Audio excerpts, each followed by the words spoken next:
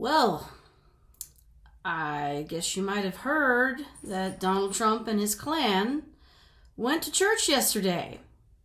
And when they were at church, Bishop Mariann Edgar Budde delivered a very pointed rebuke. She pleaded with Donald Trump to show some mercy and compassion toward the marginalized groups that he's been targeting in this second unfortunate sojourn in the White House. I happened to hear about this last night. For the rest of you, it was probably in the afternoon. Or I shouldn't say the rest of you. I have no idea who's watching from where. But anyway, for me, it was in the evening. And I was on the Occupy Democrats page. And I saw there was an article about Trump and his wife and J.D. Vance and all these other people who were there for the National Prayer Day, I believe. And Bishop Budde, who has called out Trump before, back in 2020, when he held the Bible up and people got pepper sprayed, protesters. She spoke out at that time about how horrifying that was, and so she's not a fan of his. But anyway, yesterday she was speaking and she pleaded with Trump to please show some mercy and forbearance, kindness toward the people who are now being targeted by his administration. And she reminded them that basically these are human beings. They're often very good neighbors. They're taxpayers, even the ones who are undocumented. Not all of them are criminals. And there are many of them who, there are many children who are afraid that their parents are going to be taken away from them. And personally, I thought what she said was wonderful. I agreed 100% with what she said. I thought she delivered it in a respectful way. Granted, she did call out the president, and he looked very offended by it. And so did his wife and his daughter-in-law, and J.D. Vance was rolling his eyes. I mean, these people, I don't know what they were doing in church. They're clearly not Christians. These are not Christians. They're there for optics. But anyway, I wrote a very tame comment on the Occupy Democrats page. Basically what I said was Donald Trump is a sociopath.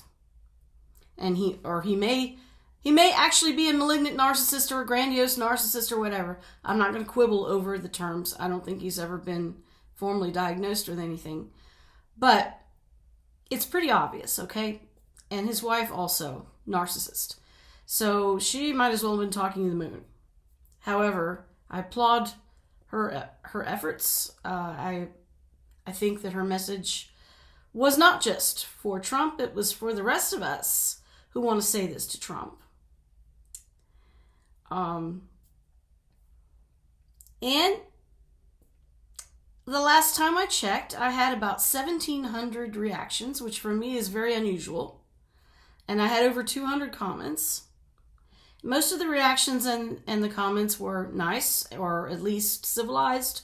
But I got quite a few that were from lost Trumpers who were inexplicably hanging out on the Occupy Democrats page.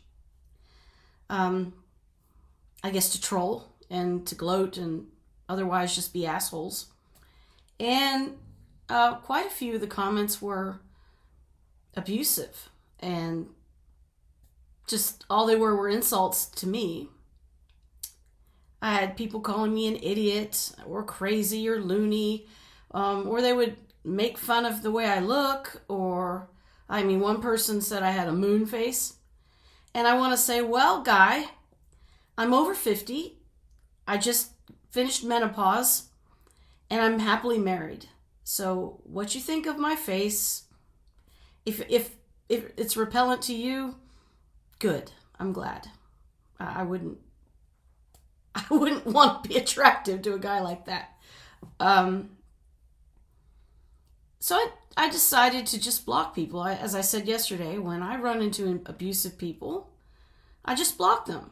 I don't respond to them. I evict them from my life, basically. And as I was doing this, and it took a while, because I don't know. I mean, it was probably at least 50 or 60 people that I blocked yesterday. And I kept noticing that so many of them had Christian images as like cover photos, or Bible verses, or American flags. The ones who didn't have the picture of Trump at the fake assassination last year. I don't know if it was really a fake assassination, but I think that it was kind of overblown. Somebody did die at that assassination attempt, but Trump has been talking about how he took a bullet. I don't even think he took a bullet. I think maybe he got grazed by some shrapnel. And I'm not saying that this is a good thing. And I'm certainly not happy that somebody died, but whenever I see anybody with that image on their social media, I know that I need to block them immediately because I don't want to talk to. That's just ridiculous. Even if that was a real assassination attempt, and whether it was or wasn't, I don't know. His reaction to it, his response to it, completely inappropriate for a leader. So,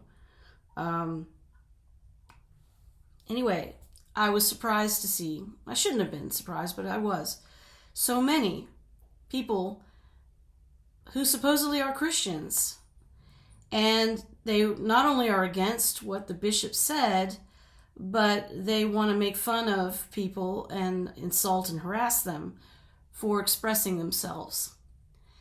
To me, this is very anti-American and anti-Christian. In our country, we enjoy the right to freedom of speech and expression. Especially if you are a lover of the Constitution, people should be allowed to express themselves.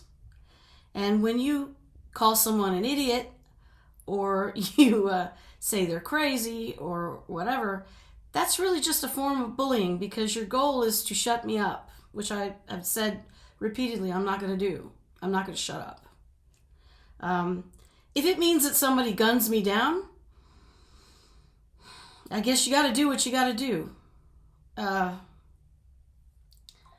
I'm not going to be quiet, and people shouldn't be quiet in this situation.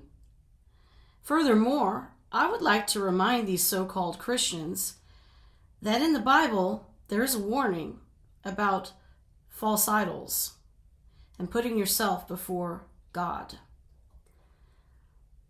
Lots of warnings about that. Not only that, but when you go to God's house, you're not the head of the household. That is God's house. The church, that's God's house. And it's literally the bishop's job to preach. It's literally her job to tell Christians how to behave and to advise them. And if you are there listening to her sermon, then you have entered into her counsel, I think. I don't think what she said was inappropriate at all. I don't think that the Trumps will pay much mind to it. I've heard that Trump is already demanding an apology. I hope she doesn't give him one. He doesn't deserve one.